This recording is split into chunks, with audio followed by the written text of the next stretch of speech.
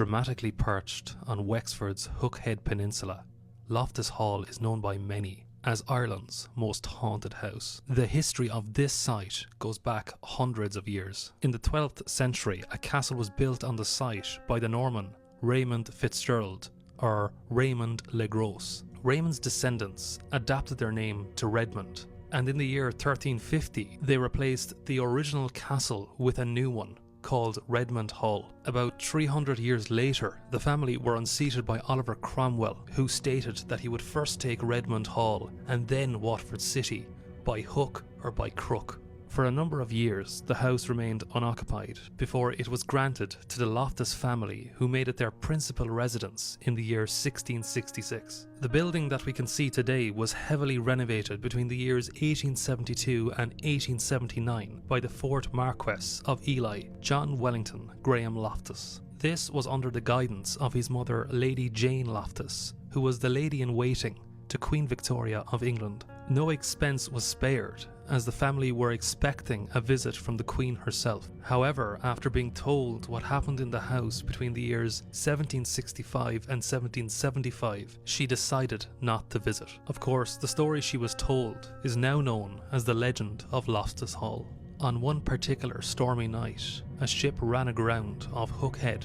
One man got off the boat near Slade Harbour, and after seeing the dimly lit Loftus Hall in the distance, he acquired a horse and made his way towards the Grand Mansion. Charles Tottenham, who was living in the house at the time with his daughter Anne and his second wife Jane, answered the door to the tall, handsome man and invited him in. The family began playing a game of cards with the stranger. It was all going well until Anne dropped one of her cards on the floor. On bending down and retrieving the card, she noticed that the stranger had cloven hooves as feet. On realizing what she had seen, the stranger burst into a ball of flames and shot out through the roof of the house, shrieking and yelling at everyone at the table. Ever since this incident, Anne never recovered, and she descended into madness. She was locked away in a room by her family, who were embarrassed by her, and for 10 years she suffered.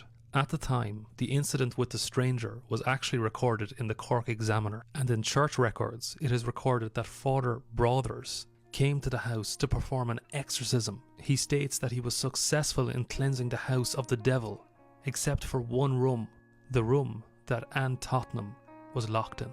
When Anne passed away, she was found in the fetal position, and a special coffin had to be built around her. We know this because unfortunately people broke into her tomb and took pictures of the unusual shaped coffin. Sadly, in the late 1800s, the skeletal remains of a baby were found behind the fireplace in Anne's room. There are various other stories about Loftus Hall. In the early 1900s, it became a convent, and 2 nuns died mysteriously on the back stairway in separate incidents. In the 80s, it was run as a hotel for a short period, until the owner died in the house and his wife left the house one day, leaving all her belongings behind.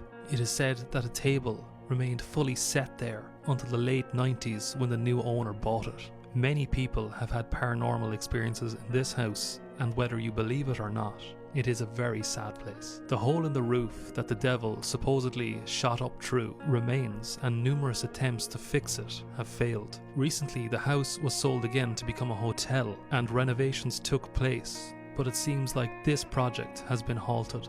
Let me know in the comments, would you stay in this house if it was a hotel?